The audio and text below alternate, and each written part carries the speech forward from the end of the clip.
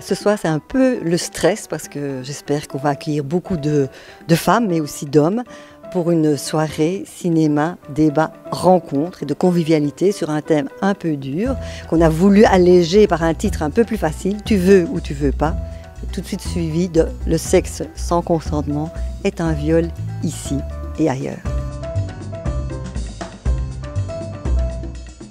Bien sûr, c'est important que les hommes se mobilisent. On va le faire au niveau du Parlement fédéral. On sait très bien que pour certaines jeunes filles, jeunes femmes, ou même jeunes hommes d'ailleurs, qui ont été violés, il faut parfois 20 ans, 25 ans avant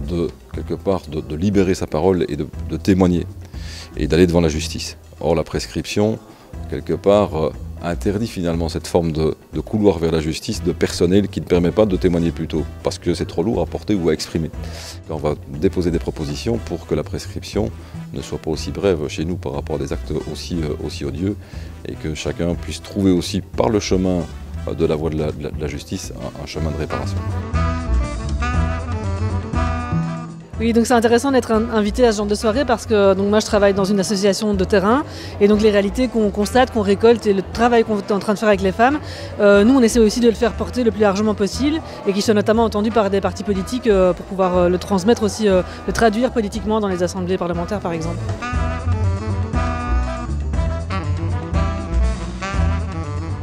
Il y a effectivement beaucoup de travail encore à faire, beaucoup de chemin à parcourir, parce que ce qui peut apparaître comme étant une évidence, ma foi, c'est-à-dire le traitement égal entre l'homme et la femme a le principe même qu'elle puisse disposer librement de son corps. Et on voit que dans les faits, avec la triste actualité dont on a connaissance, avec les faits de violence qui se multiplient, mais le chemin est encore long. Et le CDH entend bien agir de manière vigoureuse pour contribuer dans les différentes assemblées où nous avons des relais à ce que les situations soient améliorées. Merci mille fois à Dorothée, à toute l'équipe, de revenir à l'essentiel quelque part de notre combat politique, qui est un combat pour les droits humains et en l'occurrence aussi pour l'égalité homme-femme.